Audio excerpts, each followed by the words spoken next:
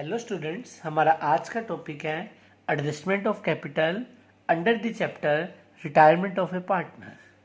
Students, अगर किसी को भी रिटायरमेंट ऑफ पार्टनर के प्रीवियस टॉपिक्स के अंदर प्रॉब्लम है तो वो डिस्क्रिप्शन बॉक्स में से उसके वीडियो के लिंक को व्यू कर सकता है।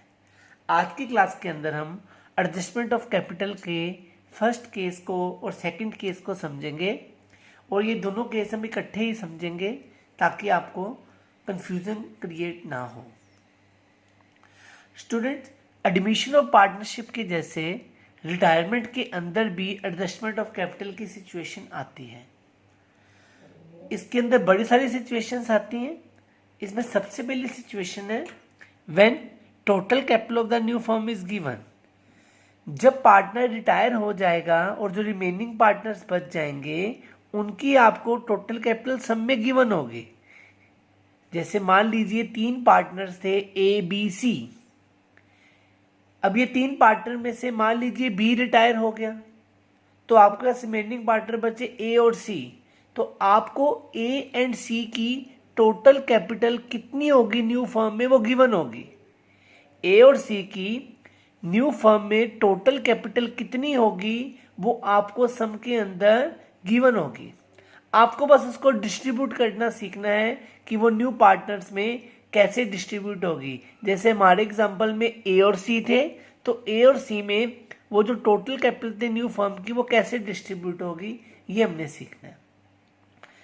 इसी के साथ दूसरे सिचुएशन में when total capital of the new firm is same as before retirement, आपको सब में बोला जाएगा कि रिटायरमेंट के बाद जो न्यू फर्म की कैपिटल है वो बिल्कुल सेम रहने वाली है जो रिटायरमेंट से पहले थी। मींस जैसे मान लीजिए 3 पार्टनर्स है ए बी सी और ए बी सी की आपको कैपिटल गिवन है 3 लाख।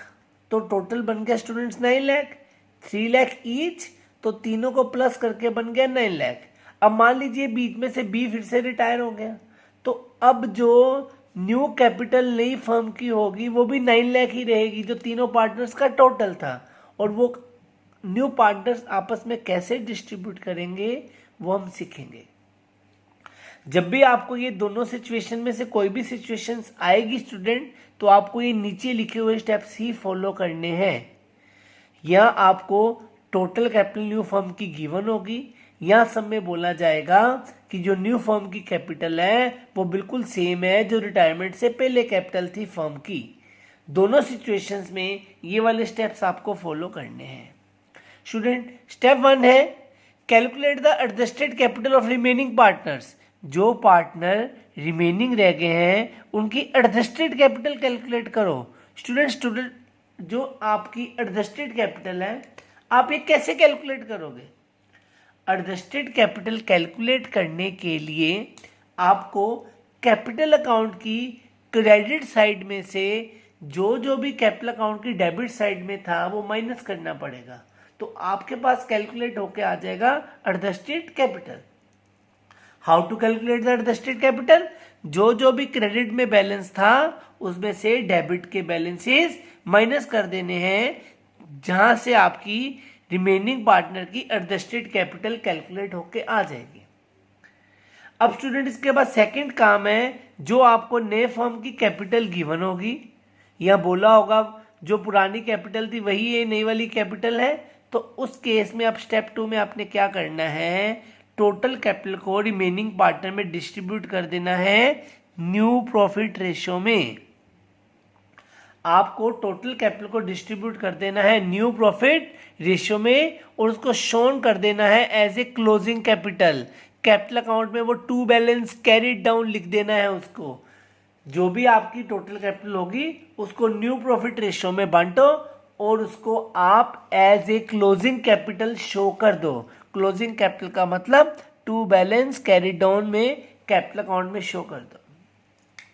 अब आपने स्टेप 1 में एडजस्टेड कैपिटल भी कैलकुलेट कर ली जो कैपिटल अकाउंट में से क्रेडिट माइनस डेबिट करके आई। और स्टेप 2 पे आपने न्यू कैपिटल भी डिस्ट्रीब्यूट कर दी, टू बैलेंस कैरी डाउन करके क्लोजिंग कैपिटल में शो भी कर दी। अब स्टूडेंट स्टेप 1 और स्टेप 2 में से डिफरेंस आ सकता है वो जो डिफरेंस आएगा स्टूडेंट, या तो सरप्लस आएगा या तो डेफिसिट आएगा। इसलिए स्टेप 3 में क्या लिखा है कि कैलकुलेट करिए सरप्लस या deficit of the remaining partner और ये वाली जनरल एंट्रीज पास कीजिए।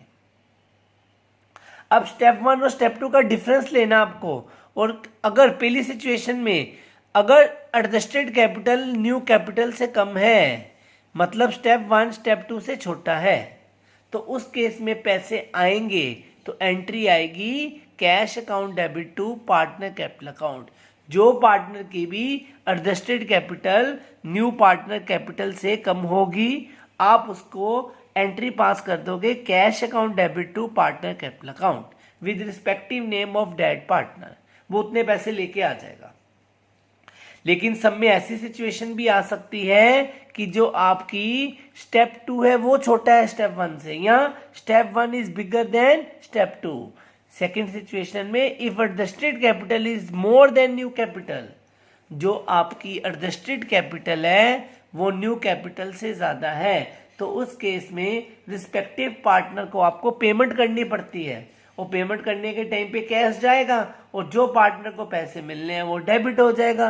एंट्री आएगी रिस्पेक्टिव पार्टनर कैपिटल अकाउंट, जो भी पार्टनर का नाम होगा वो नाम को डेबिट कर दोगे टू कैश अकाउंट। अगर आप चेक के थ्रू पेमेंट्स करोगे तो कैश की जगह बैंक भी यूज कर सकते हो।